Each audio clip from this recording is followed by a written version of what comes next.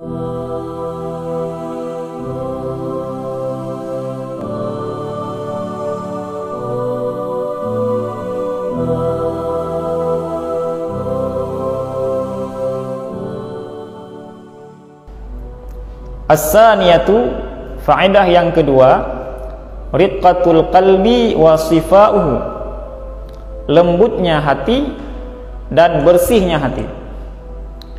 Wa bihi yatahayya'u li idraki lazzatil musabarah wa ta'assuri bizikri.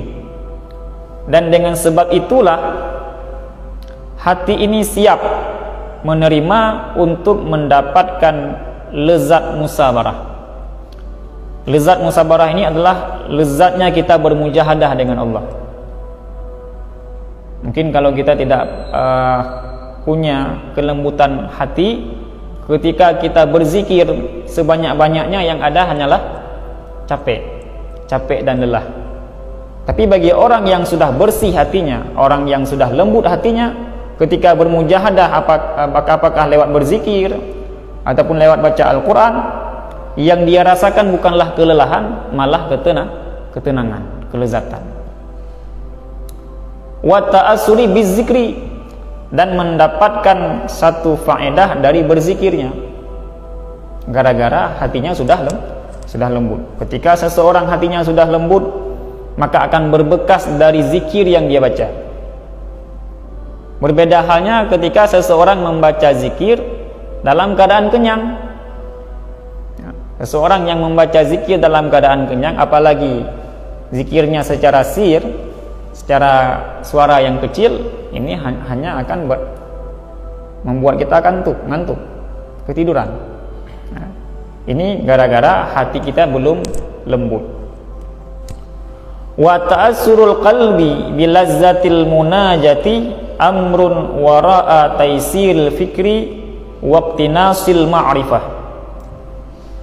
Ketika hati sudah berbekas dengan lezatnya bermunajah, maka itu satu perkara yang akan disusul oleh mudahnya berfikir dan mendapatkan ma'rifah.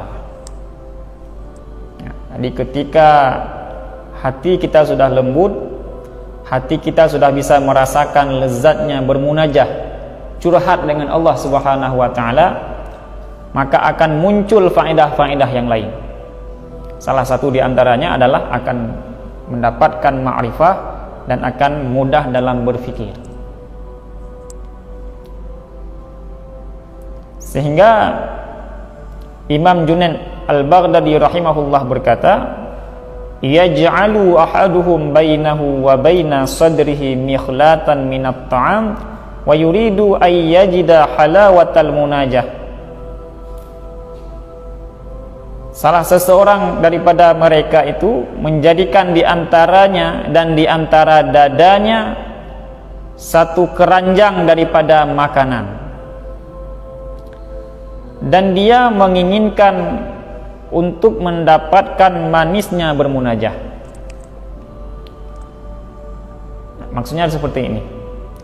Imam Junaid Al-Baghdadi, beliau heran melihat seseorang yang pengen mendapatkan lezatnya bermunajah, tapi di hadapannya banyak makanan.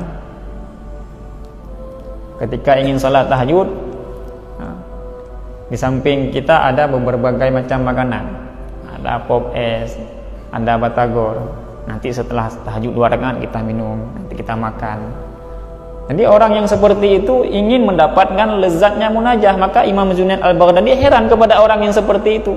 Bagaimana mungkin seseorang bisa mendapatkan lezatnya bermunajah kepada Allah sedangkan di sampingnya banyak makanan?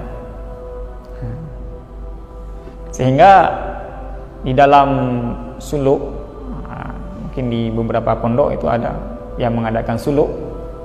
Salah satu aturan daripada suluk itu tidak boleh, bukan hanya tidak boleh banyak makan, bahkan orang suluk itu tidak boleh makan yang berbentuk hewani, apa saja, apakah daging, ikan, telur dan sebagainya.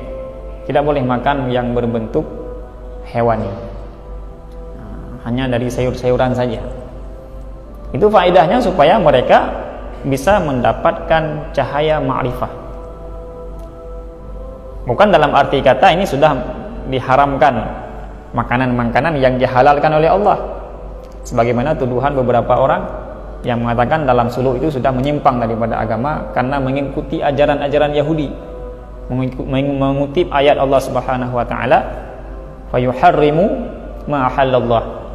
Orang Yahudi itu mengharamkan sesuatu yang telah dihalalkan oleh Allah. Sebagaimana orang-orang suluk, Allah menghalalkan daging, tapi di dalam suluk sudah mengharamkan makan daging. Padahal ini sama seperti aturan-aturan dalam sekolah-sekolah ataupun kampus-kampus. Mungkin sebagian kampus ada yang ketika mahasiswanya semester pertama itu diwajibkan untuk karantina. Karantina di sebuah kampus itu tidak boleh dibesuk, dikunjungi oleh orang tuanya. Nggak boleh dikunjungi oleh orang tuanya. Apakah dengan peraturan yang seperti itu kita menuduh kampus itu sudah mengharamkan silaturahmi dengan orang tua? Padahal silaturahmi dengan orang tua itu adalah suatu ibadah yang sangat luar biasa. Ini sama perbandingannya seperti itu. Itu hanyalah sebagai aturan supaya kita bisa mendapatkan cahaya ma'rifah ketika kita bersuluk.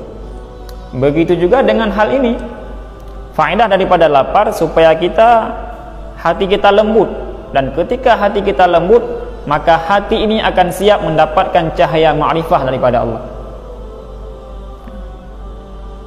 Maka jangan berharap bisa mendapatkan manisnya bermunajah kepada Allah sedangkan di hadapan kita banyak sekali makanan-makanan.